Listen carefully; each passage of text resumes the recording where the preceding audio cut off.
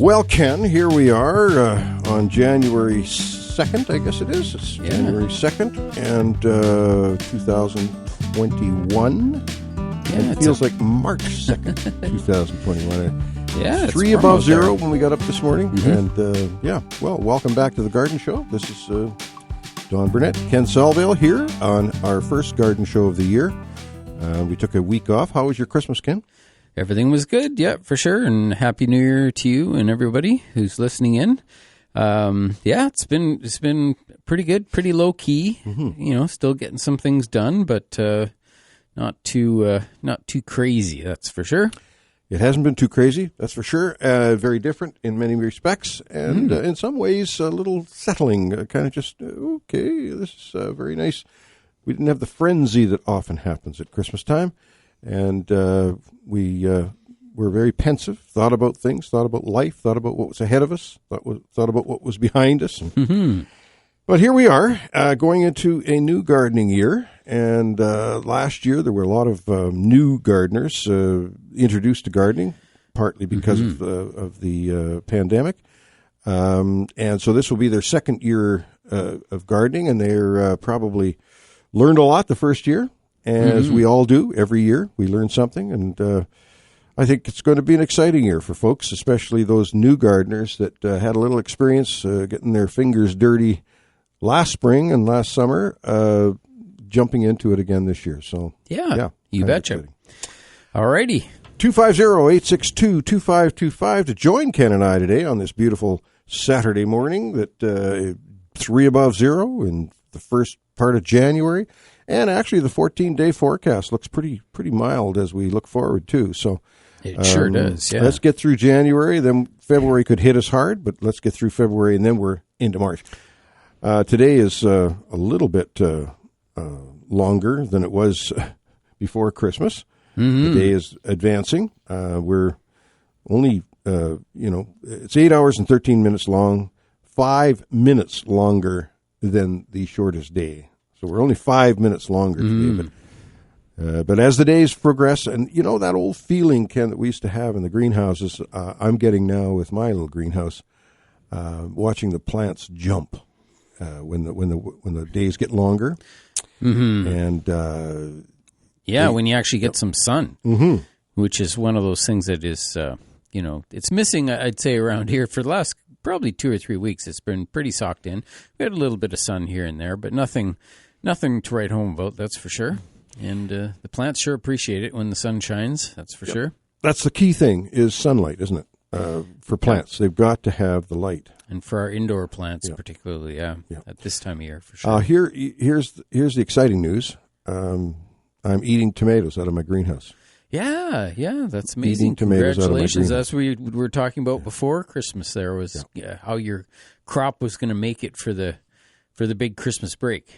Well, I was hoping I could make Christmas, because having ripe tomatoes in the greenhouse at Christmas time, to me was the goal. Now, as new gardeners learn, I'm learning as well with the greenhouse, because it's a smaller greenhouse. It's a different type of growing conditions than we had in the big greenhouses. And so next year it's even going to be better. Now, what I'm going to do is, I planted cobra, and they're about for 25 seeds, they're about $19, $18. Comete is about $45 for 25 seeds. And sometimes, paying a little bit more, it might be a good idea. And so I'm going to try the Comete as well this spring in the greenhouse. The reason being is that when I'm getting these tomatoes from the grocery stores right now, from the growers, these are greenhouse grown tomatoes, right? Yep. Howlings and some others are growing them in the winter. They get the truss come in, and every tomato is the same size on the truss. And they all ripen at the same time. So they sell it as a truss. They cut the whole truss off and sell that as a unit. Yeah. Mine, I couldn't do that. Mine have one big one slightly smaller. So they came on in stages, and the big one ripens first, and so I got to pick them individually, right? So I'm I'm thinking that maybe the comete might come on and ripen all at once. That's got to be that determinant-indeterminate factor, right? I would imagine that the ones that are indeterminate are going to ripen randomly, and they're just going to continuously grow. And because I've noticed it even sometimes right on the tip of the truss, you'll even get a new bloom that opens quite late, and then that thing can be pollinated and continue to produce fruit. So I'd assume that's what that is. But that's something we can maybe confirm between now and then. I want to check things out. Like I say, I'm learning, and I want to get so that I've got cucumbers and tomatoes coming out of that greenhouse in the wintertime. I'm really going to work hard at it. And I've reached my first goal, a ripe tomato at Christmas time. Yep. A few ripe tomatoes. And we've got more coming on. And I'm going to plant some more for the spring, get the spring crop going. I'm going to plant my onions. I got my Elsa Craig onions that I'm going to be putting in fairly soon now. Yeah, probably today. Onions go in. So I guess we should do the tips and plants of the week because we haven't done it yet, Ken. Well, it's our first kick at it this year, so we might as well get back on track, get back doing things we normally do. It's the longest preamble that we've done, isn't it? It is, for sure. Tips and plants of the week. All right. Okay, my tip is, and this is what triggered it, if you're really into it, plant some onion seeds, snapdragons, pansies, and seed geraniums now. If you're not into it, just wait till the greenery opens in April. Yep. My plant of the week is the Euphorbia millii, the crown of thorns. The crown of thorns is an amazing plant, easy to grow, and this baby has not stopped blooming for a whole entire year. So yeah, that's an amazing plant. It's beautiful. We have that one on the video, so we'll talk about that as well. Yes, we're going to talk about that. Yep. All right, I also have a tip and a plant, and my tip of the week this week is that it's more of a challenge for 2021, is to, if you're into horticulture and you're into learning about plants, you should try to learn at least one botanical plant name every month. So that's not an overwhelming amount of stuff to learn, but it's something that you can learn, and you sort of have to memorize it, the way that they're said and the way that they're spelled as well. So writing them out is sometimes a good thing to do. All right, now my plant of the week this week is 2021 perennial plant of the year, which is a plant that's sort of familiar, but it's actually a little bit, I wouldn't say it's new, but it's called Calamentha Nepeta. It's a subspecies Nepeta, and the Calamentha group includes many of the Nepeta families and whatnot, but it's just one of these really strong blooming plants. It's considered to be really good. The Perennial Plant Association always recommends a really good one every year, and they have to be undemanding and dependable, and that's exactly what this plant is. It's a cloud of beautiful tiny white flowers, and it literally blooms from early summer all the way through until frost. So it's a long-blooming, drought-tolerant, and easy to grow. So there you go. That's my tips and plants for this week. Remember to check growercoach.com. And speaking of Grower Coach, Ken, we are excited to talk about some of the things that you're doing online. I was very impressed. I went to your website and whatnot, and you're doing a great job, and I'm proud of you, man. Really. Oh, well, thanks. Yeah. Yeah, it's very good. We'll talk a little bit about that, and we're also going to just give you the heads up, folks out there, that Dan Bruce is going to be coming on a fairly regular basis in the next few weeks, talking about Scottish botanists. And he's done some research, done some studying. Of course, he's known a lot about them over the years anyway. And he's got a display at Fintry on Scottish botanists. Oh, nice. So we're going to talk about that. And then when things open up and we're able to get out to Fintry again, you can go out and this gives you a preamble or something of what's going on out there. So I believe this morning we're going to be introducing a gentleman named Douglas. Oh, yeah. This is a botanist that came around. Well, Dan's going to talk all about that. So that's what we're going to be doing. Yeah, sounds great. Yeah. All right. Okay. Well, I guess we should take our first break. So we'll do that, and we'll be back right after these messages with more AM 1150 Garden Show. We are back with you on the AM 1150 Garden Show, and it is a show number 1778 total. 1,105 sitting in these chairs here, Ken, in this station, and but total since 1983 of 1,778 shows every Saturday morning, and I never tire of it. I always enjoy coming in, and especially now that we're doing this together the past couple of decades, it's been pretty cool, very cool, and we come up with lots of interesting things, and so do the listeners. When they phone in, we appreciate that because they give us lots of ideas, and they share their ideas as well as if they have any gardening questions and concerns, we're here to answer those as well. Ken, I looked at a few things on your website, and you're doing a great job. So give us an idea of what people can expect, how they get to see some of this stuff, and what's going on. Yeah, well, I appreciate that, and it's something that takes a long time. I have a little bit of help, with my office staff, but we all try to do as much as we can. But we also have a busy business as well that we're dealing with, so. It kind of goes a bit slow. I wish we could work on it full time, but it's always a bit of a struggle, as it is with everybody. Anybody who has a website knows how much work it can be. But we just continuously try to keep up. Starting in this time of year, January is our kickoff, and we try to kick the year off as strong as we can with consistency with our blog, and we changed over our podcast, turning it into more of a vodcast, so that's more of a video podcast, and that's Grower Coach Garden Show, which we do, and it's involving all kinds of similar to what this show is, except it's we do these visits like to your greenhouse and whatnot, and it's really quite a fun little show, and we're still learning, and it's really it's growing like everything.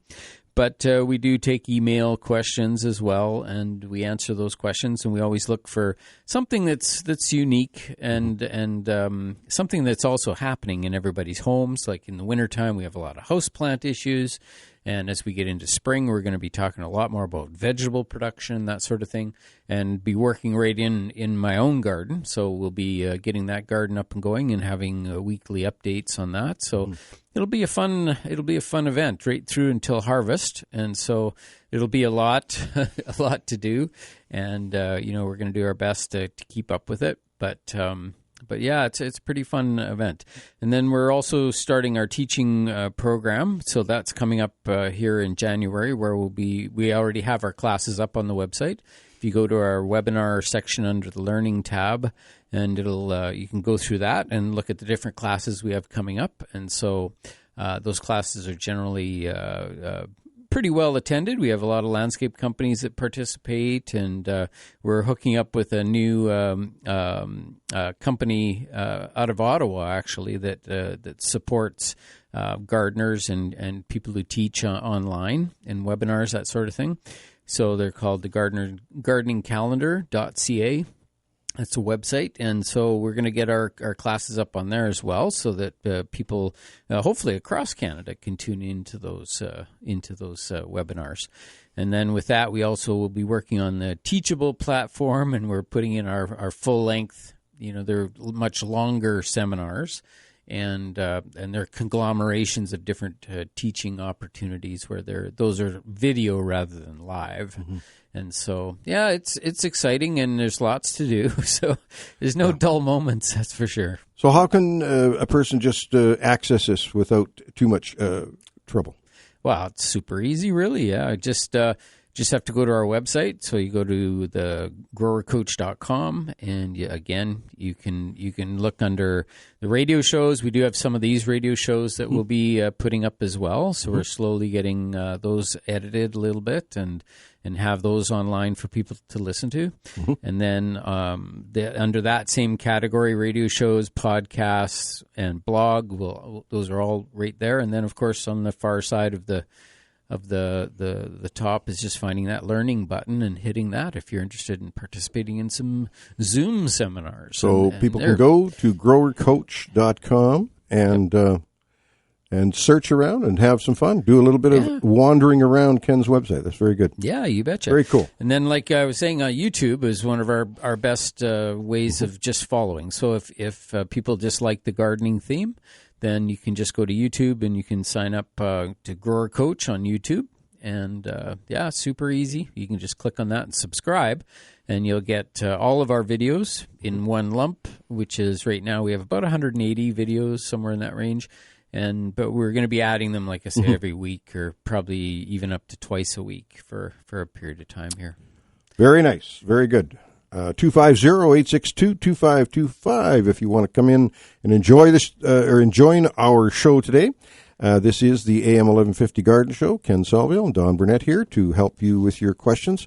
And we're going into a new year. We've got, at this time of year I really enjoy, thinking about what's ahead, because when you're in November, October, thinking about what's ahead is more snow, more ice, more cold, more. We've got there's some light at the end of the tunnel, in more ways than one, Ken, because we've tried to keep this a COVID-free garden show, but unfortunately it was so prevalent this year you couldn't totally ignore it, because it was a very, very serious and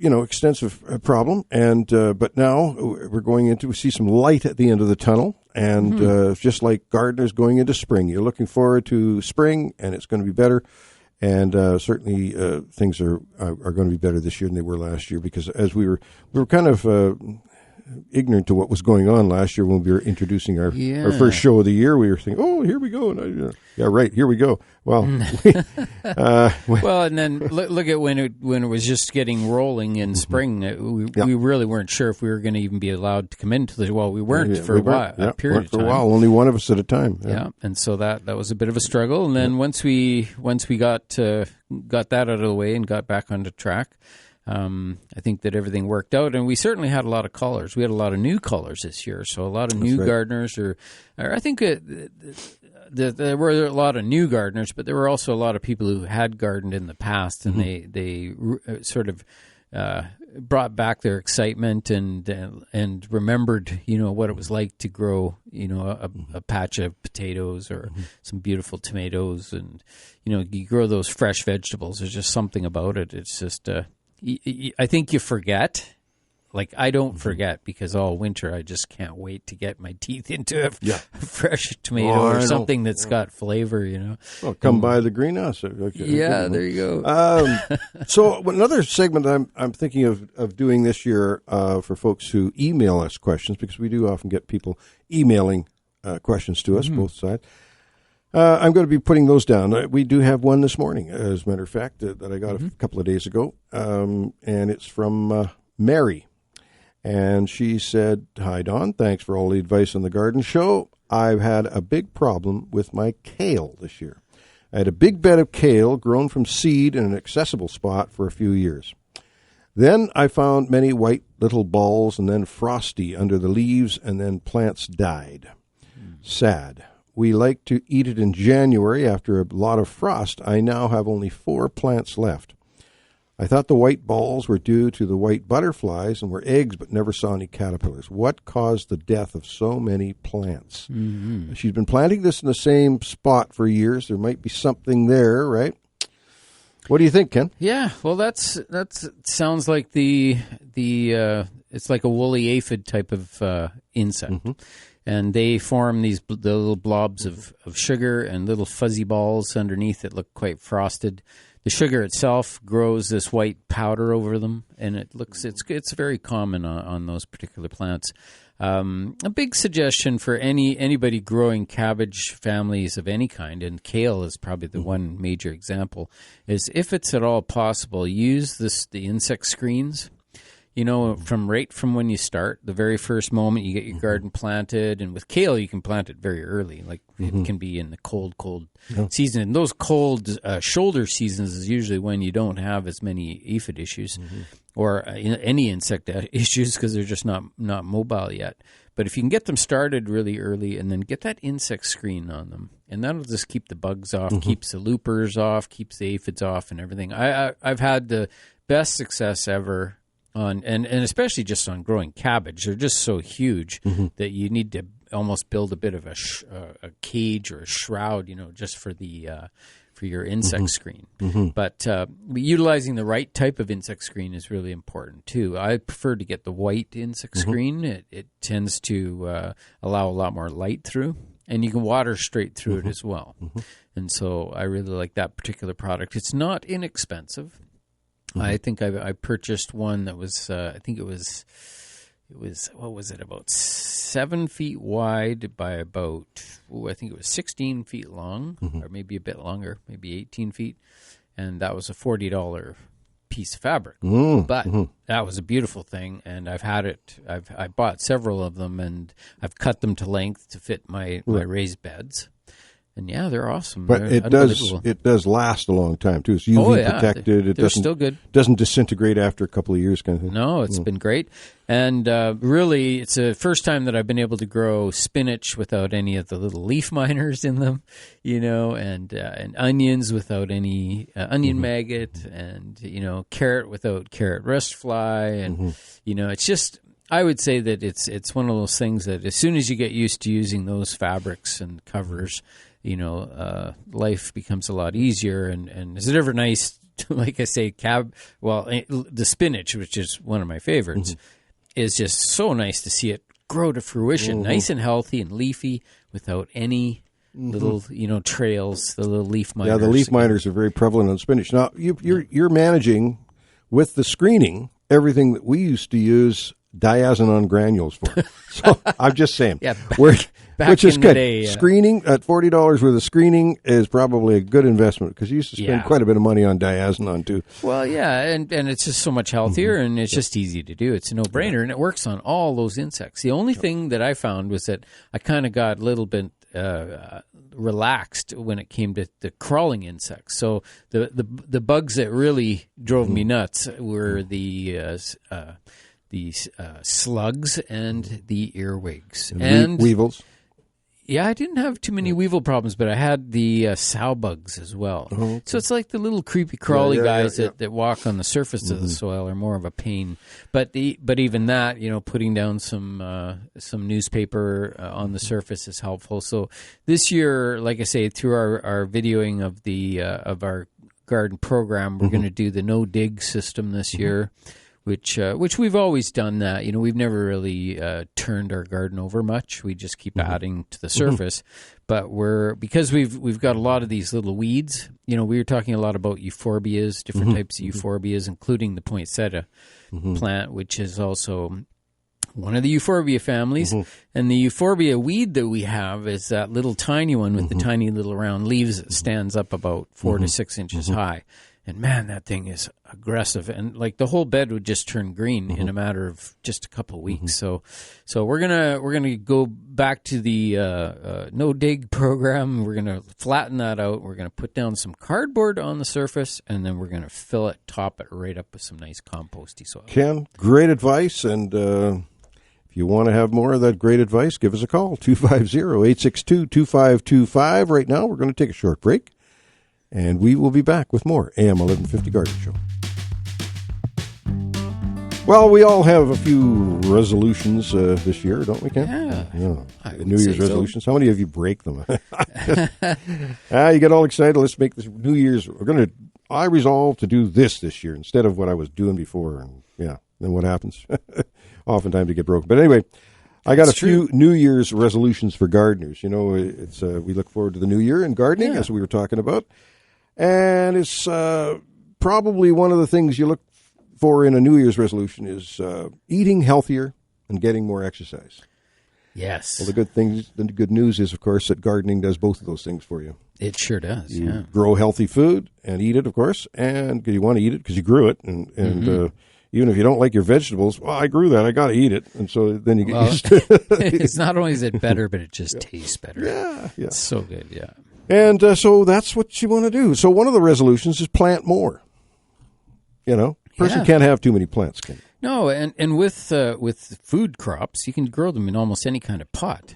Right. So you can have if you had 10 pots, you might as well fill them with soil and get some plants growing in them. I mean, you've got all that blank space in your yard, or anybody who's lucky enough to have any space, that'd be the first thing I would have is any pot I could get my hands on, get some soil in it, ideally potting soil, and go at it, get her planted. We plant planters up with petunias, geraniums, and all sorts of annual color and whatnot. Well, stick a tomato plant in with them. I mean, it looks nice. I mean, you got your tomato plant, you got all your color around it. They coexist quite nicely. You betcha. And just creating some nice gardening sit down spots in the garden around your vegetable plants and whatnot, so you can sit and look at them and watch them, enjoy them. Learn something new. That's another resolution. Learn something new. Don't stay the same old. Learn something new. Ken and I we're constantly trying to learn something new because there's so much. You mentioned your tip of the week was practice a plant name once a week, right? Once a month. Once a month, even. Once a month. Well, it would take you 100 years to learn all the plant names, right? Yep.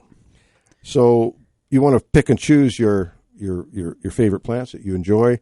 You might be calling them something, just a common name and whatnot. Learn the botanical name of that plant that you enjoy, that you grow every year or whatever, and learn the botanical name. There's a little hidden secret in behind that. Is that once you learn about probably 25 plant names and you get them down, you start to understand about how the plant names are pronounced and how they fit together. And then when you start seeing them and hearing them, they stick. And that's the hidden feature in that. Is if you only did one plant a month, by the end of the year, do you think you'd have learned 12 plants?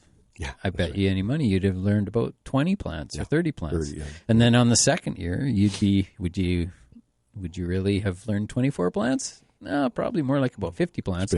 But then that would be the break point. As soon as you hit 50 plants, they just start coming. Easy.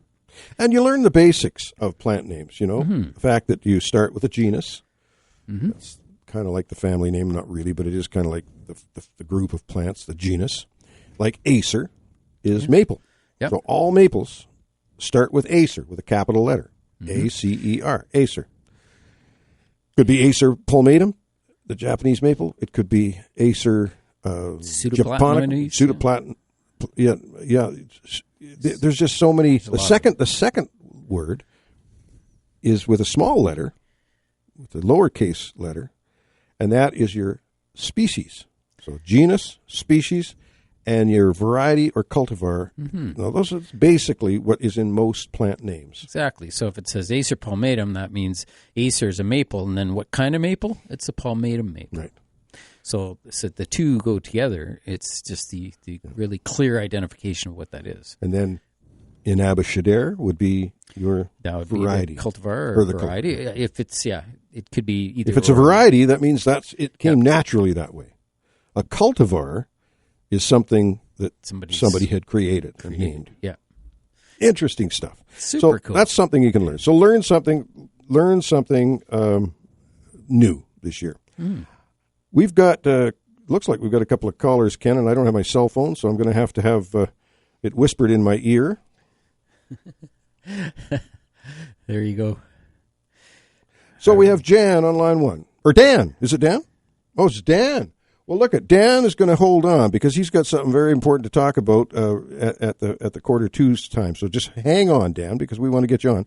So we got Linda on the line. Good morning, Linda. Hi, can you hear me? We can hear you.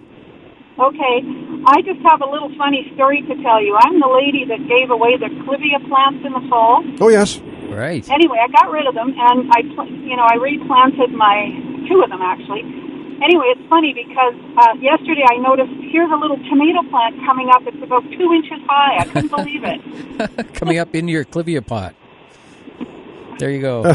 That's interesting. Yeah. Anyway, I can hardly hear you, so I'm going to hang up. But I just wanted to tell you that. It's kind of fun. Well, that sounds like fun. It's a little taste of spring. Yeah, you betcha, awesome. Linda, and we appreciate the call because we love hearing from you, and good luck with that tomato plant. Okay, thank you. Okay, take care. Bye-bye now. Bye-bye.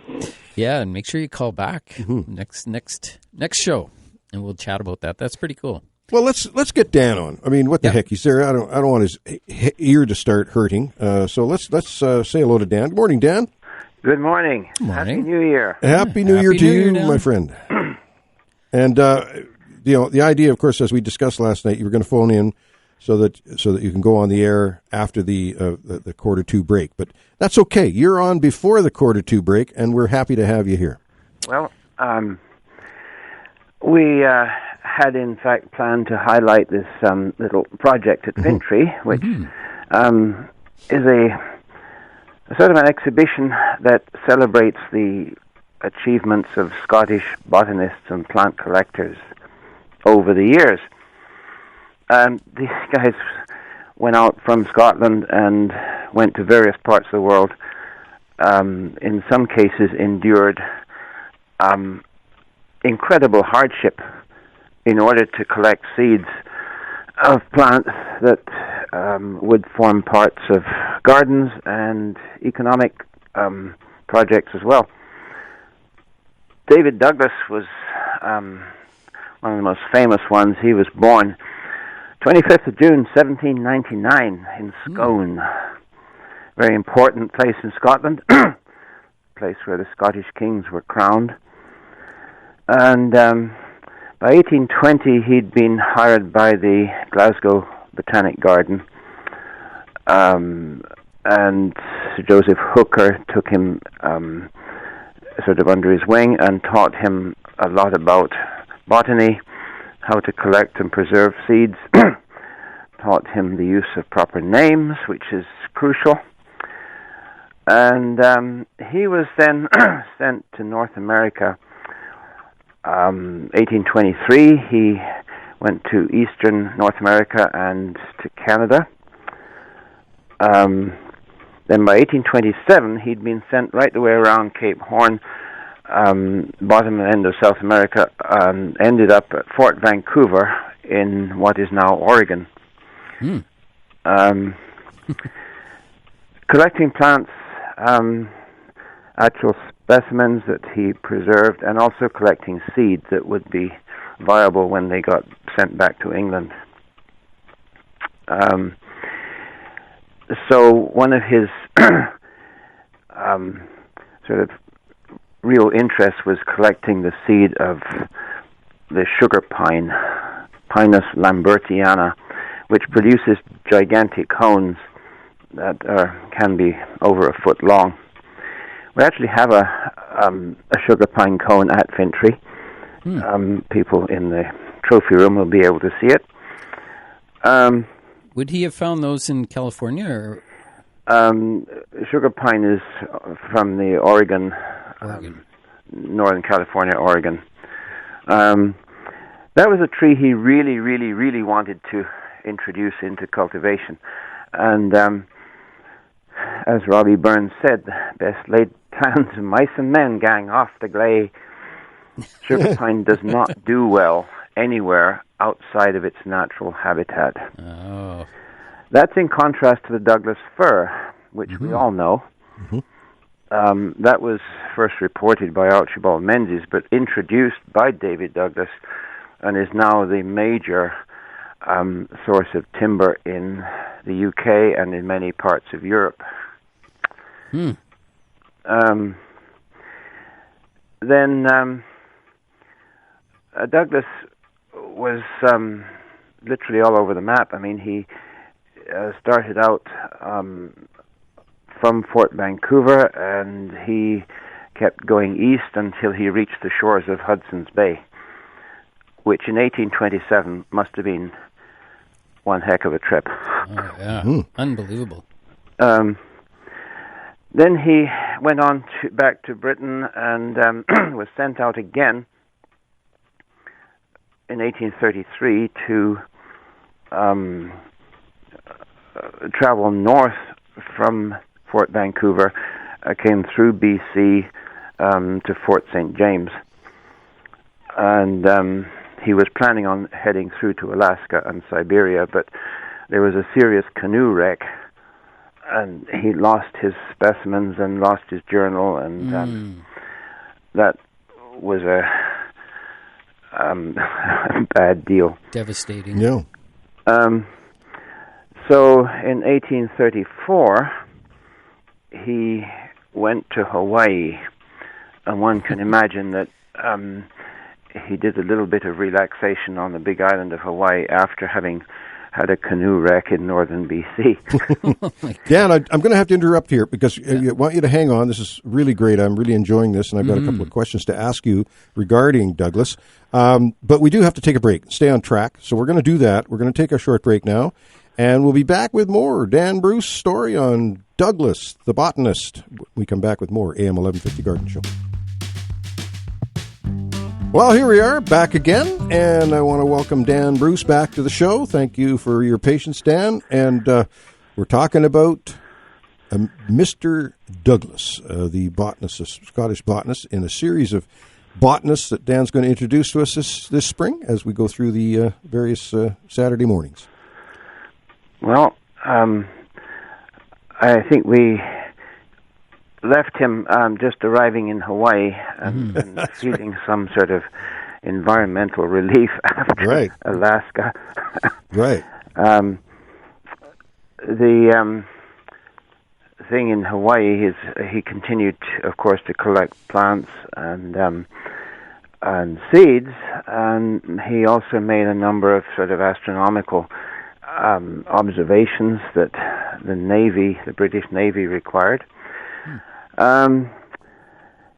David Douglas had a sort of a love-hate relationship with cattle. And, of course, in Hawaii, there were large numbers of cattle that had run wild.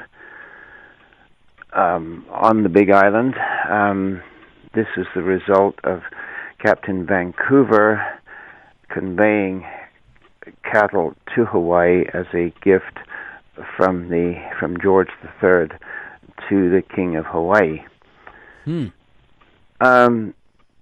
Unfortunately, David Douglas was killed by one of these animals. He fell into a pit that was dug as a cattle trap and was apparently trampled to death by the animal that was already in the pit. Unbelievable. Wow. A really horrific ending. There's a continuing doubt as to exactly what happened because the only sort of surviving witness was his pet dog, who was not saying anything. Remained silent. Yeah. But there is a possibility that he had a disagreement with one of the local hunters and he might have been pushed. Right. But we don't know. We don't know this. Anyway, since that time, of course, monuments have been raised in his honor at Scone in Scotland and also in Hawaii. And in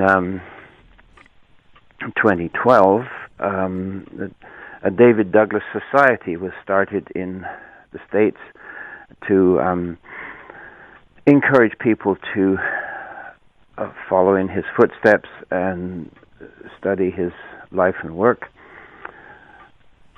So there's no question that he was a very significant, figure. Over 800 species of plants were collected by him, and many of these are now familiar garden plants. So the species would be Douglasii? Some of them are, but certainly not all. No. The Douglas fir isn't Douglasii, it's Menziesii. Right, man, you're right. Now, there's one of my questions. I got two questions for you, and we do have callers coming in, so we do have to move on this. But I'll tell you what, when I've been doing some of my classes and talking to people in general, my story is totally, you've just blown my story. I was lying or something, or I was misinformed. I heard that Douglas was the first one that came in. At least this is what my story is. Douglas came in, saw this Douglas fir, and called it AB's Douglasii, and so we've always called it a Douglas fir. And then Menzies came along and corrected him. So I'm out to lunch because Menzies had already discovered and named the Douglas fir Pseudotsuga menziesii, right? Yes. So so Douglas had the only reason Douglas fir came in as a common name was because he's the one that commercialized it, got it spread around as a commercial entity, right? Yes. Yeah. I mean, he sent the seed to Britain, where it was grown with great success, and then it was distributed from there to other places. So I mean, it's a major forestry tree in Europe. So that's where the Douglas fir came in. He's the one that introduced it into as a commercial entity. Yes. Now, okay, so just get back where the Pseudotsuga menzii. So Menzies was on whose ship? Menzies was the botanist on the ship Captain Vancouver. Okay, this is good because we're going to talk about Menzies in a future. Menzies will be coming up on the menu a bit later on. Yeah, and that's good. So we won't go too much further into that. Right. But I would like to mention before before we go that this project at Fintry was done this summer, and one of our summer students, Rachel Moores, was instrumental in putting a lot of this information together.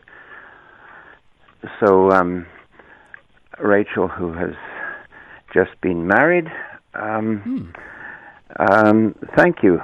Wherever you are, hope you're listening. Yeah. Oh, yeah. Well, that's great. We appreciate that, Rachel, very much. So David Douglas was our first botanist. Yes. Why Scottish botanists, Dan?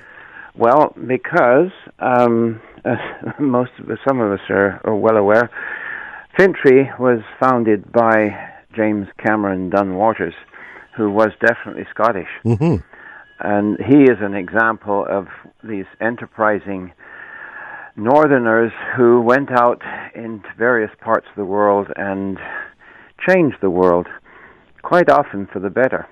So that is the main reason why we are doing this, and certainly there was botanical and horticultural interest at Fintry. Now, the other question I was going to ask you is, what ship did David Douglas, because most of those ships, those explorer ships, Cook and all the rest of them, they had their own botanist with them, right? Yes. Now, in the case of Douglas, he sort of went as a passenger on whatever ship was handy. Okay. It wasn't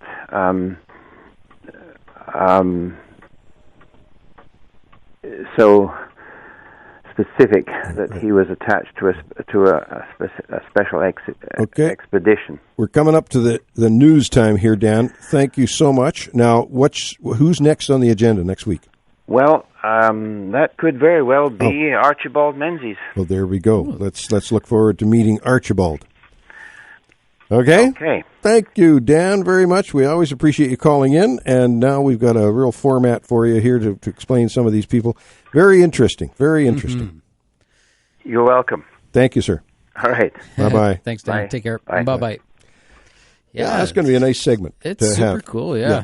It's just amazing to envision that somebody went all the way, like, say, from Newfoundland all the way down to the south of South America, around and up the other side. Well, at that is. time, it's one thing, nowadays with modern machinery, but very adventurous, and brave people, I'll tell you, and focused, passionate people. We're going to take a short break here for the news, the 9 o'clock news, and we'll be back with more AM 1150 Garden Show. Well, here we are for the second half of the first show of the year. And Ken Selvill and I are here at your service. We've opened the lines now to the callers, 250-862-2525. And our first caller to talk to is, sorry, I'm going to have to, I don't have my connection today, my internet connection. Well, maybe I could do that. I'm going to try. Oh, we got Maxine. Good morning, Maxine. Good morning, you guys. I just wanted to wish you both and all your listeners a Happy New Year. Maxine DeHart, you are a gem. Thank you so much for giving us a call. And Have you? Did you expand your gardening experience this year through this pandemic year?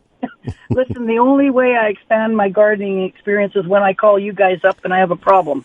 So that's about my gardening experience, but I enjoy the show, and I must tell you, I was just I'm just on my way to the hotel, to the Ramada, and I was listening to the gentleman you had on just before the news, and was that ever really, it was really great to listen to him. Well, thank you, because we are doing a whole, series of Scottish botanists coming up. That's Dan Bruce helping us with that. And I'm glad you enjoyed that. I found it fascinating, too. And so many of these adventuring people, Ken and I were just talking about that during the break, and how they can just leave their home and go across the world in those ships. Many of the people on the ships never even made it across the Atlantic, and then wander through the uncharted. So we have to remind people as well, though, there was a lot of people living here before the Europeans came, and these folks had lots of life going on and wonderful, wonderful thing. So there was a big change when the Europeans came. However, you got to hand it to these guys and how adventurous they were to do this. Well, it was just really refreshing to hear something new, and I just thought it was great on my way down, like I said, to the hotel, listening in the car. And so anyway, Happy New Year to you guys, and I'll enjoy listening to you for the rest of the year. Thank you, dear. We appreciate your call. We appreciate what you do, and all the folks on City Council. Thank you, and Happy New Year to you as well. Thank you. Bye-bye. Okay, bye-bye now. Happy New Year. Bye-bye. Okay, we're going to go to Sandy. Good morning, Sandy. Happy New Year, everybody. Happy New Year. I just got a picture shown to me. My husband came in, and he's taken a picture of the first robin. Oh, wow. Might be the last robin, too. Maybe it's the last robin, yeah. It's a little early this year. Yeah. There's a robin in the tree. My goodness, yeah. I remember taking Sandy when I was in our first house at 607 Glenwood, the old Thorpe house. We moved into that. It was built in the 1920s. And we were there for 5 years in that first house of ours. Beautiful. We have many fond memories. And one of the memories was I went out the backyard, and sitting on my grape arbor was a robin, and the snow and the frost and everything were all around, and he was all puffed up and trying to be as warm as he could get, or she, I'm not sure if it's a he or she. So they do show up at this time of year. Hopefully there's something for them to eat. Yeah. Kind of hard to pull a worm out of frozen soil. Yeah, I don't think worms are on the menu, but I'm sure they're omnivores. They'll probably eat just about anything. Well, Sandy, anyhow, I thought that was pretty good for this time of year. You betcha. Sure is, it is. That's great, and we appreciate you and your calls you give us through the season. We appreciate it very much, and we want to wish you all the best for the new year, 2021. Well, thank you. It's got to be better than it was. Yeah, everybody's saying that. 2021. That sounds weird to me. It does. I mean, 1984 sounded weird when in the 60s when Orwell or whoever it was put out the book 1984. It was way in the future. And we thought, well, wow, that's 1984. Wow, is that ever going to come? And it came and went very quickly. Then the 2001 Space Odyssey, we saw that in 1967 or 68 down in Vancouver. 2001 Space Odyssey, and the fact that, I mean, it seems so far in the future, and now it's so far in the 2001 Space Odyssey. We're 20 years past that. Well, it's funny because somebody will be saying something about like the age of a car or something. It's 1970 something. That doesn't sound like it's that long ago, but no, it doesn't. It's an antique now. I know. Ay. Sandy, thank you so much for your call, and all the best. Thanks a lot. Happy gardening. Yep. Bye-bye. You betcha. Bye-bye. Bye-bye now. Yeah, we've got a lot of folks that have called in on a regular basis, Ken, and we appreciate that. But our number is 250-862-2525 to get through to us today. We're here January 2nd. Answer your gardening questions, indoor or outdoor. And I want to go back to my little list of gardening New Year's resolutions for gardeners. Left with first of all, it was a plant more. Plant more. This is something we can all do. And learn something new is the next one. Before we go on to the next one, which is care for wildlife. Some wildlife you want, some wildlife you don't want. But anyway, care for wildlife. We'll talk about that. We're going to get to the phone lines again, and Vicky is on the line. Good morning, Vicky. Good morning, Vicky. Oh, good morning. I've got you on speaker. Hang on. There we go. Are you still there? Uh-oh. Hello, Vicky. Maybe Vicky's got her phone back. Maybe she got cut off there accidentally. Okay, Vicky, well, give us a call back. We'll be waiting for you. Care for wildlife, Ken. Yeah. Care for wildlife. Cool. I mean, the birds in particular are nice to have around. Yeah. Until they start eating your grapes. Yes. You got a well-behaved wildlife. Yeah. That's how you care for them. Well, you teach them how to behave themselves. Yeah, that's by putting up physical barriers. Yeah, that's the way to go. Just tease them. Here's my grapes. Want Sorry, some of these grapes? Sorry, you can't eat these. But bird baths and things. You got to be careful a little bit with the bird feeders. Because the RATS get in there.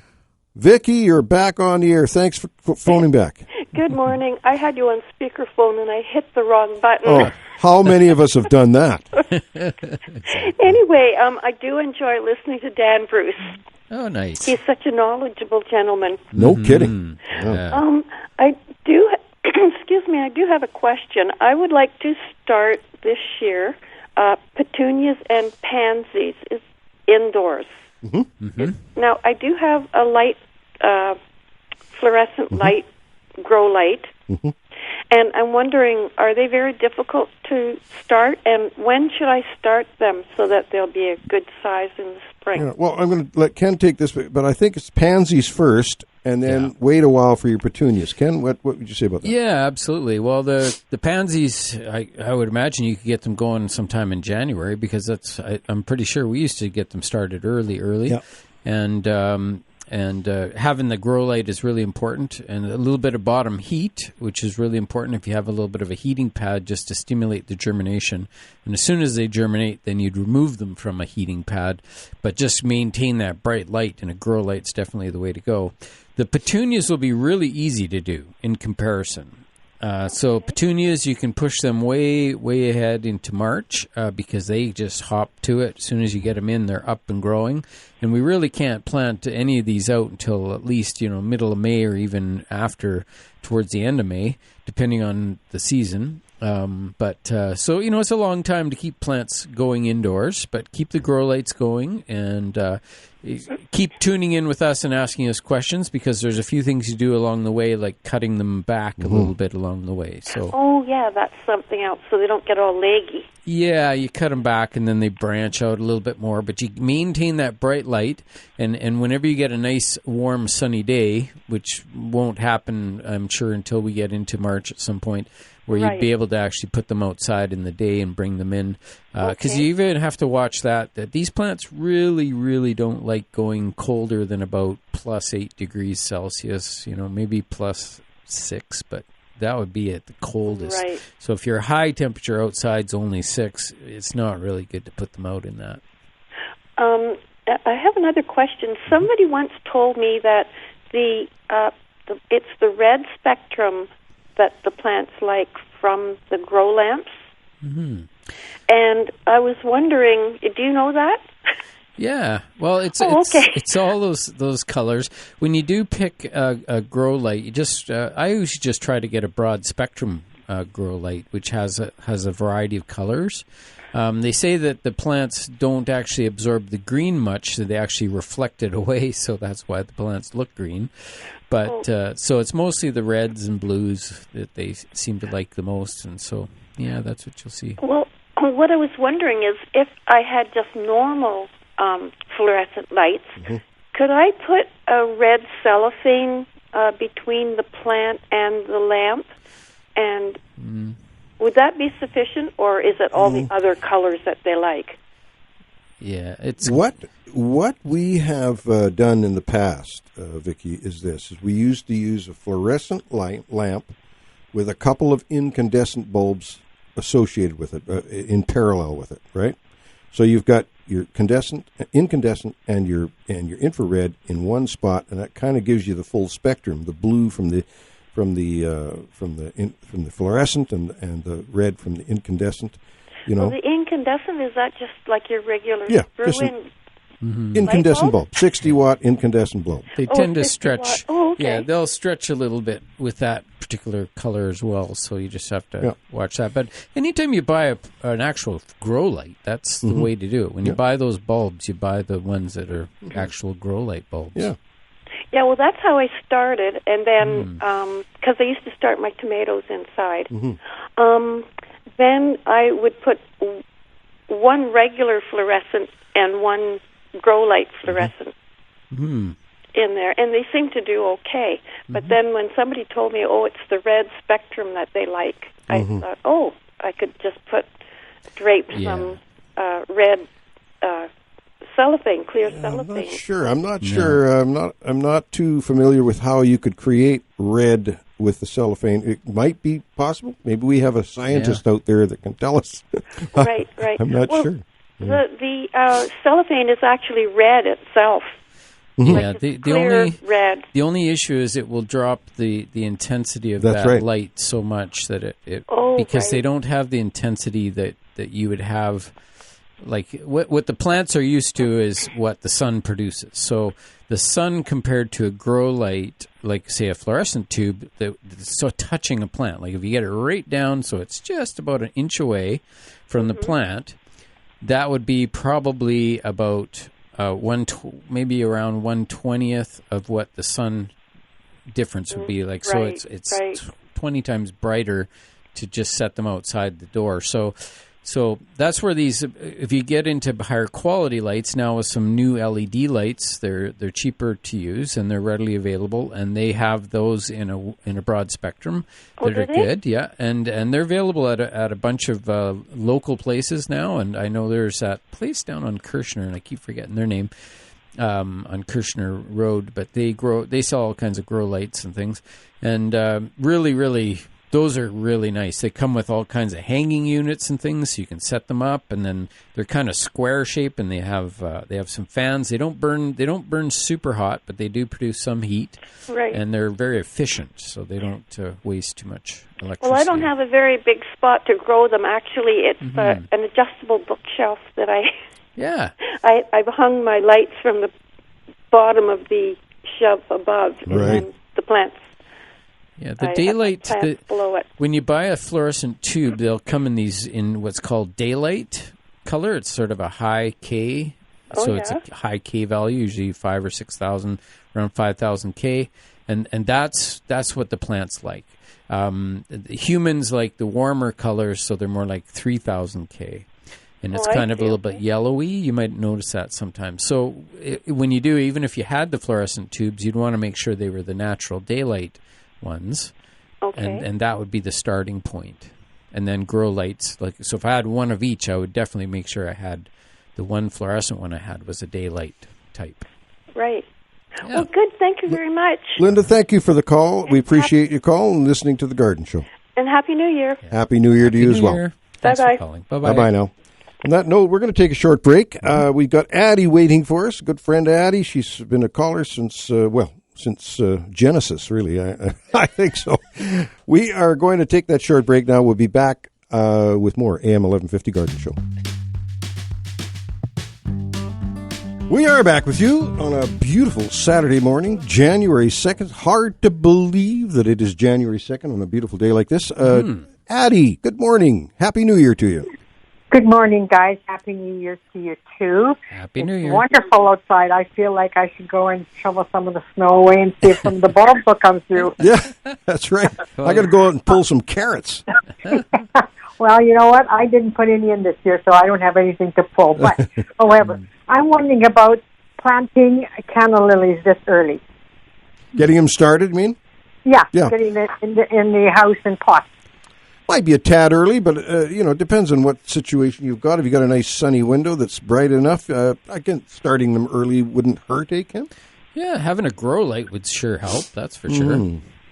Well, I've got bright windows, so I'm not worried about that. I'm just, it takes them so long to bloom. They start blooming when it's almost time for the frost to come on. You've got that right. I thought if I started them early enough, that would be great. So, I don't think there's any harm in doing that, Addie. I think you can start them now. If you got the room for it, go do it.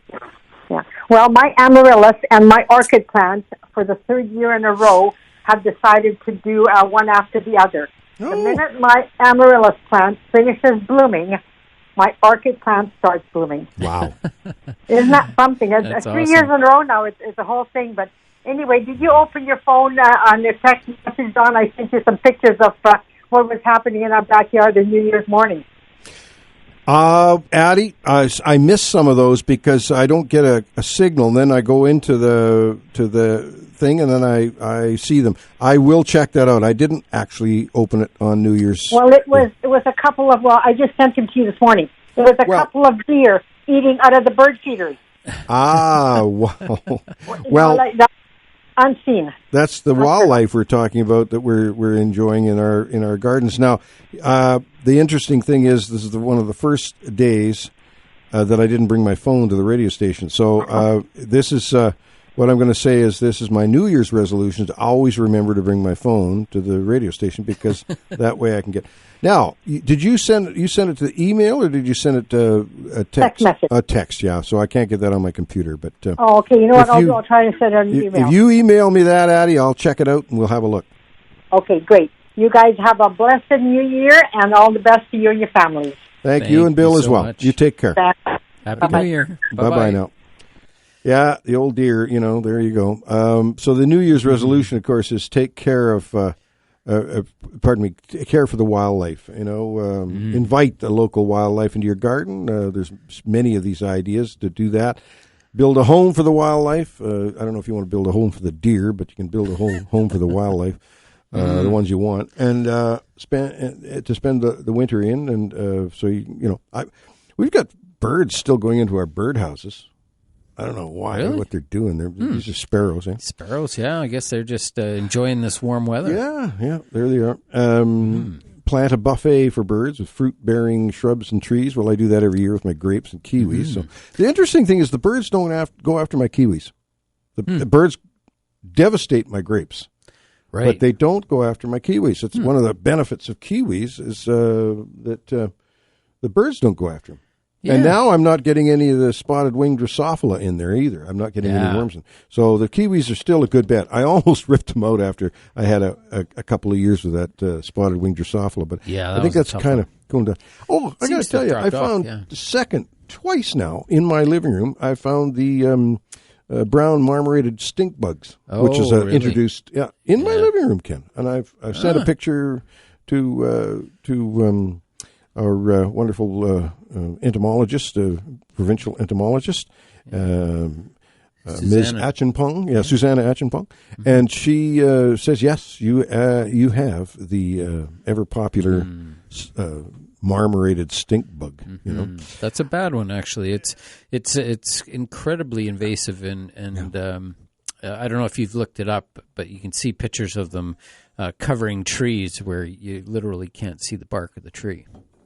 Just for the number of, and they're not really species specific what they eat. Like they'll go on a maple tree, or they'll go on they'll eat trees. Like they'll eat every leaf off of them. So they're a tough one, and they're starting to become established here. And it takes those hot summers, which we've had a few, where they really multiply. So hopefully we don't get into too much trouble with that. Ken, we've got Sandra joining us. Good morning, Sandra. Happy New Year. Happy New Year to you, too. Hi. How's everything? Good. I've got a question. Okay, you shoot. I planted an amaryllis bulb about a week ago. How long does it take before it should show some sprouting? Well, you have to talk to it a bit because they all have their own schedule. I've planted amaryllis bulbs and waited, and it took a month and a half. Yeah. Oh, really? Then I've planted amaryllis bulbs, and within a week and a half, they start pushing. So it's really there's really no rhyme and reason. But if you buy one from the store, they pre-cool it. They do something to it to prepare it. And so if this is an amaryllis bulb that you've purchased from the store, you plant it in a pot that's not too big and give it a good soaking, and then don't water it again until you see it push. Yeah, that's what it said on the box, but now it's sort of dried out, the dirt, so I was just wondering. We've had amaryllis. We used to get them in bulk, and we'd have them in our bulk bins. We'd have them, the blooms, no soil around them, no water, and the blooms are hanging out of the bins. They will bloom, but on the other side of the coin, they will rot if you give them too much water. Okay, so no water at all? Well, if it goes bone dry, you might want to give it a drink. But really, like I say, the key thing is to soak it when you first put it in the pot. Soak it right, like really soaked, and then let them go dry and don't water it again until you start seeing them grow. Yeah, but I just sort of wondered on the timeline, but it sounds like it could be very iffy. It is varied, but when you buy them fresh from the store, they have prepared them somehow. Hey, Ken? I mean, I've bought them, and one I had took almost 4 months. Well, there you go. So, I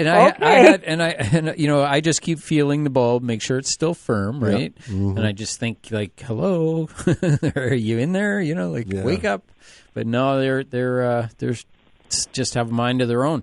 And as Dawn has said, we've had literally hundreds over the years, and some would just take off right away, and some just sit and wait. So this one that you had in the pot for about 4 months, did you give it any water along the way? Yeah, I did exactly as Dawn was saying, is that initially I gave it a good soak, and then after that I would just sort of monitor it. I'd stick my finger down the side and see how moist it was. And then, because of my horticultural background, I would once in a while pop it out of the pot and check for new roots. And I actually did see some new roots coming out. So I thought, well, hey, that's a good sign. So put it back in, and I would keep it predominantly dry. But about every, say, 10 days or so, I'd give it a little bit of water just in case, that would help it. Mm-hmm. And eventually it did grow, and it bloomed, and it was great, and it was fine. So. All right. Well, I'll give it a. Be a little more patient. They do have a mind of their own. Okay. Thank you, Sandra. Thank you very much. Yeah. You take care. Happy New Year. Thanks. You too. Bye. Yeah, bye now. Now we've got Bill waiting online. Should we take a break first, and then Bill? Yeah, I think we're going to do that. Bill, be patient. We love you. Hang on there, because we're going to get to you right after these messages when we come back with more AM 1150 Garden Show. We are back for the last half hour of the show, and we are enjoying being here as we do every Saturday morning. We're going to go back to the lines, and we've got Dawn on line 1. Good morning. Or no, Bill on line 2. We can take Bill first. How you doing, Bill? Good morning, gentlemen. How's it going? Very well. Good, thanks. Happy New Year. Good. That marmorated stink bug has established itself really well in my neighborhood. Mm-hmm. Yeah, I find them around my house all the time now. Oh, no. Yeah. I had a friend of mine. She's an entomologist with Ag Canada, and so I met Susanna through her. Mm-hmm. And she came over here one day, and she went, "Oh yeah, that's definitely one of them. Yeah, you look for the white bands on the antenna, and there's the BC government / plant health site has a pretty good explanation on how what to look for." But it's like I say, I'm just saying, around here in my neighborhood, I find them regularly, whether they're, they come in with my firewood. Found one on top of my curtain rod a couple of days ago. Yeah, well, I like I say, Bill, I found 2 in our living room, and I don't bring firewood in, so I don't know, maybe they're coming in on my boots or something. Yeah. I'm supposed to take my boots off, but I don't sometimes. Oh, you bad boy. Yeah, I know. But, so there you go. Just how we're going to manage this thing or not, it doesn't have, because it's an invasive species, there probably aren't any natural enemies for it, so it could be a bad thing. You have to, you almost have to get a magnifying glass out to see the white bands on the antenna. If you got lousy eyes like me, you definitely need magnifying glass or something. Right. But and they're just, they're really prolific. It's just, it's the same as what is it, the Drosophilus fruit fly for the peaches and that. Yeah. It's like, oh God, you dealing with that is. I'm religious on burying all my fruit down deep, all my peelings and everything with my peach from my peach tree. And the same with the stink bug is like, oh, okay, well, you're going into the fireplace right now. Yeah, no, that's right, Bill. Well, we'll have to see how things unravel with that.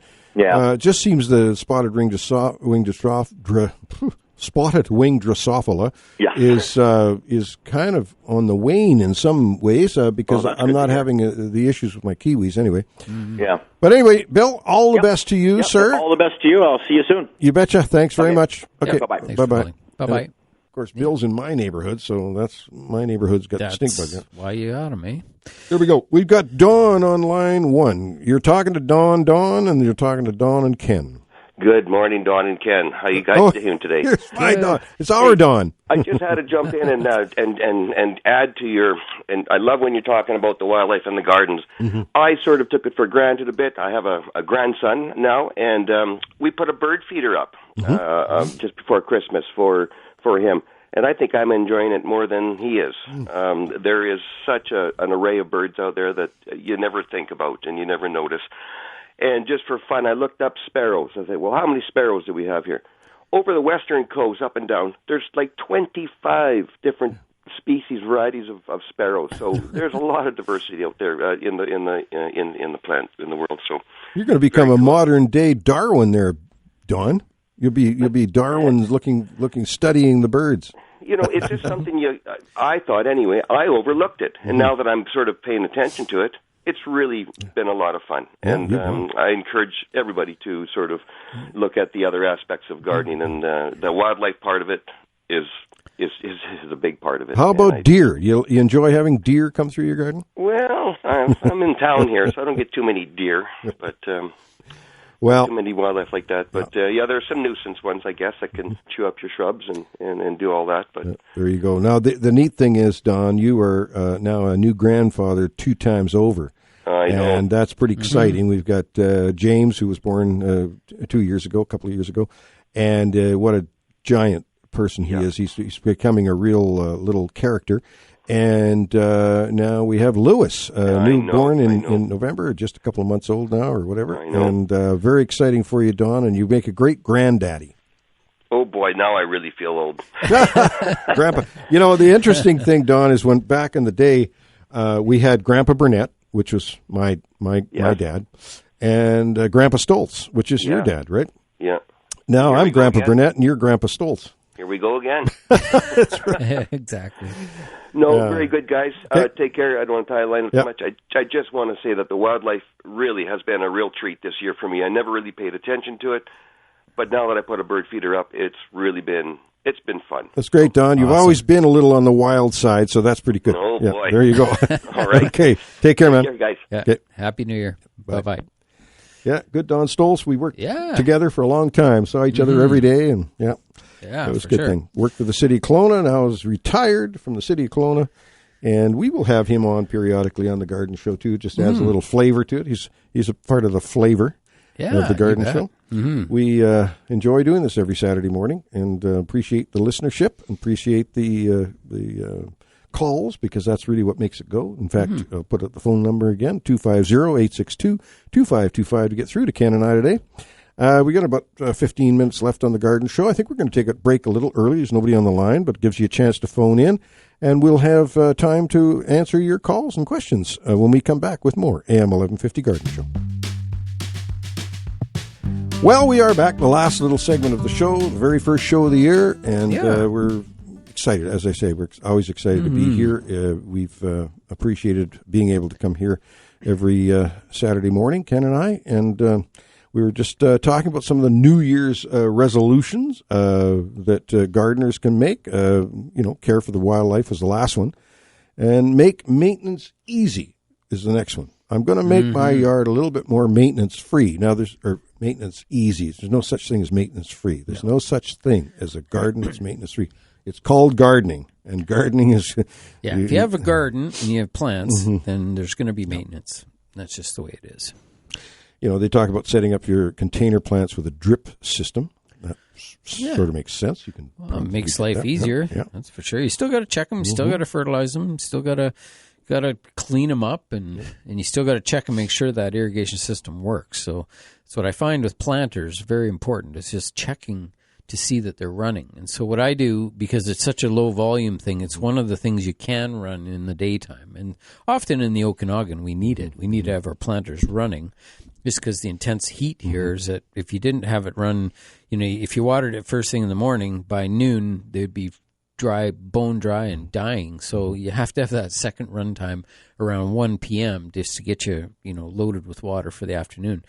But that's the time, if you know what time it goes off, go and check it. That's, every day it goes off at 1 p.m. If you're able to, or say set it if you come home for lunch or something, 12:30, set it for that time so that you know. Working. And then, when you walk past, you can just check, yep, water's dripping out of all the hanging baskets, and I can see the sprinklers are working. Somebody's got to check those, because they do sometimes plug up or they shut off for whatever reason. They need to be tweaked a little.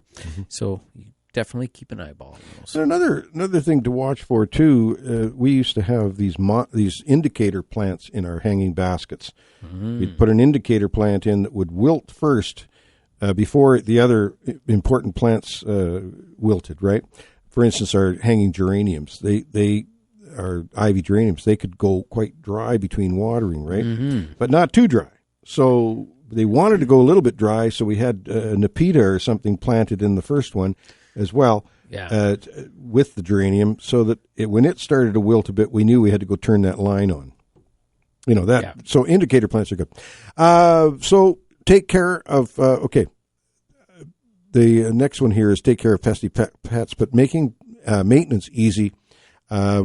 Take better care of your tools.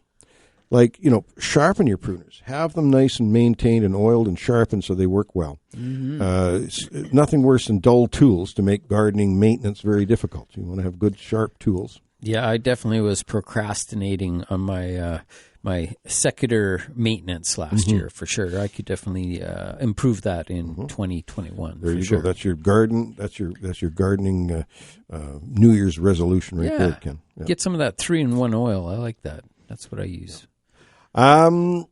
Take care of pesky pests. Well, that's what we do on the garden show all the time. We talk about the various pests.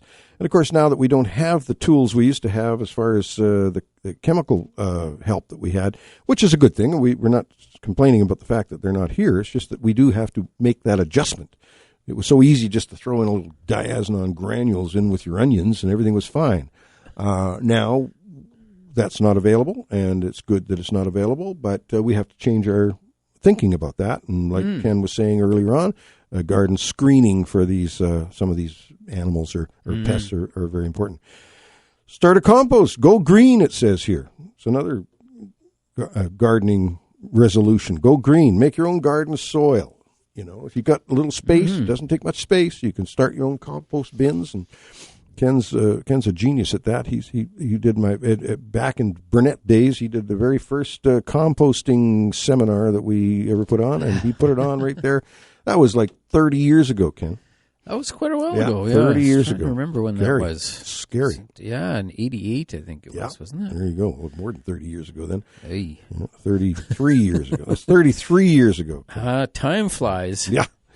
Don't let weeds get the upper hand this year. Learn how to manage them and recognize the bad ones, the good, the bad, and the bugly kind of thing, because some weeds are easy to maintain after they've kind of got out of hand. Others, when they get out of hand, they're out of hand for good. You're never going to get rid of them. So don't let certain weeds ever get out of hand. Creeping in, mare's tail is one. Ooh, that's a tough one. Yeah, mare's tail. There's some that I would say that you could have pretty much the full gamut of weeds as long as you don't have the horsetail and the bindweed is something I think everybody has. That. Like I've got bindweed throughout all my beds, and it was just there originally. It's always been there, and it'll always be there. Yep. So, but I'm going to be. I'll keep working at it, and hopefully have better years than others. And I'm going to be utilizing this no dig system with cardboard, using cardboard on the surface, and it really, really does help to suppress those weeds. Let's keep in touch with you on that. Yep, you betcha. Keep that up. Get involved. Volunteer. at local garden, community gardens and that sort of thing. Community gardens are really coming to full force right now. Yeah. A lot of folks live in condos and townhouses and small areas where they can't have a garden. So community gardens are really taking off. Yeah, we participated in a lot of volunteering with the community gardens not so much in 2020, just because of the COVID thing. It made it harder to do, and it was hard for us to send staff out to those areas. But we'll see how it goes in 21. Hopefully we can get back onto that bandwagon and help out. And we really enjoy getting out to the community gardens and doing a little public speaking and teaching and helping out, lending a hand. It really helps. It zooms them ahead a little bit. When you have a couple laborers out there, some people who can help you move some material or load some compost or whatever you need. It's fun. Yeah, and join a garden club. Yeah. That's the Kelowna Garden Club. There's Garden Club. There's the Orchid Club. There's the Bonsai Club. There's all sorts of clubs out there, succulent clubs, that you can join and have some fun. The communication this last year was not too clubsy, but we'll make sure that changes this year and we have more fun with the clubs. But the Kelowna Garden Club is the general one that we like to. You've spoken at them. I'm a life member of the Kelowna Garden Club, which is I'm very proud of that. So we're a big supporter of them, and it's a great club. Lots of diversity in the club, lots of youth in the club, and lots of very experienced older folks in the club as well. So there you go. So what we did for Christmas this year, Ken, our family, we Zoomed. We had a Zoom get-together at Christmas, and it was actually quite nice. We had my daughters, my youngest daughter's boyfriend works up north at the oil patch. He joined us on Zoom. My son and his girlfriend from Vancouver joined us on Zoom. My sister, Joan from Gibson's, joined us in there. We had Lisa and Bree, my daughter and her wife, on that Zoom as well. Yeah, Zoom's great. I would say that for anybody, who hasn't participated in a Zoom seminar or webinar, you should try it. It's really easy. In most cases, you just need to download a little app onto your computer. So once you have that, you don't have to redo it once you got it. And actually, a lot of times they'll send you a link on your email, and all you do is click on it, and you're in. It's as simple as that. And once you're in, there's generally somebody who moderates it, somebody who knows what's going on. So that's the key. Somebody has to know what's going on. But luckily, when we do our webinars through growercoach.com, we have a moderator. We have Roz who is in the background, and she makes sure that everything happens, and she answers questions for people, and she'll phone them even if she has to make sure they get online in time for the webinar. And it's really good. It's nice to have that moderator, that person there who can just make sure everything runs smoothly, So that's something that we're definitely looking forward to this spring. So we're going to be doing all kinds of different seminars and webinars and things. And actually, Don, we should gang up on one. Maybe do a joint pruning webinar or something. Sure, I'm in, Ken. I'm in. We're close to the bubble thing, so we can keep our distance. I got a space there set up for it. So it should be fun. That will be fun. And now here's the deal too. My last New Year's resolution for gardeners here is have some fun. And in particular, as Donnie will be doing with his young grandson, James, turn him on to gardening. I mean, there's nothing like a youngster seeing a plant come to fruition and eat the darn fruit off the plant, or eat the plant itself, depending on what you're growing. Nothing like getting them hooked when they're young. Yeah. Because there's nothing more refreshing and more wholesome than gardening. And turn somebody, whether it's young or old, but in particular the young people, turn them on to gardening, because that's really what it's about. Yeah, and with little kids, they have to get their hands into the soil one way or another. So at least, maybe through a community garden, or like if you live in an apartment, especially little kids, they're developing their immune systems, and they have to get their hands dirty, and sometimes they'll eat the occasional worm or whatever they'll do. It happens, but it's all part of building that immune system so that, they can have Teach them how to eat worms, Ken. That's what we should right. do. Yeah. Worm soup. Yep. Worm hamburger. We can make hamburger out of worms. Eat a peck of soil. Yeah. Apparently, that's what was the old rule. Yeah, I know. Peter Piper picked a peck of pickled peppers. Yeah. You know how much a peck is? Well, 3 bushels? I don't know. I don't know, but they fit nicely in a barrel. That's all I know. That's right. Okay, we're going to close things down now. We got a couple of minutes left. We're going to do the tips and plants of the week, and we got Shigo coming up, and then we're out of here. So you betcha. My tip of the week is, if you're really into it, plant some onion seeds, snapdragons, pansies, and seed geraniums now. There you go. If you're not into it, just wait till the greenery opens in April.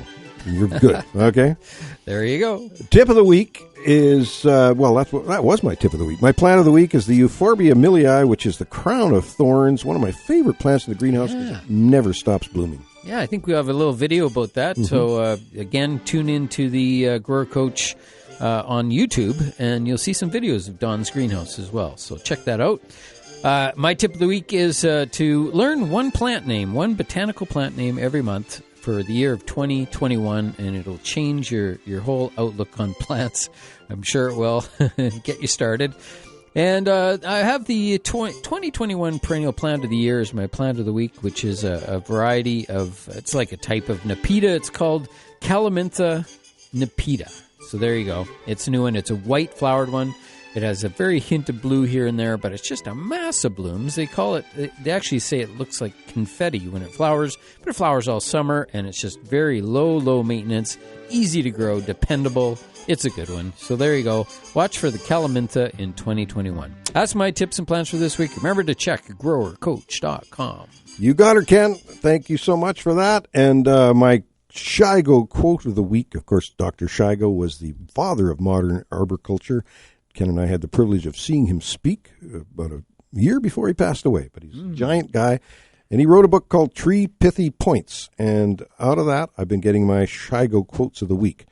When they said I could look at their walnut trees, they did not know that I meant on the inside.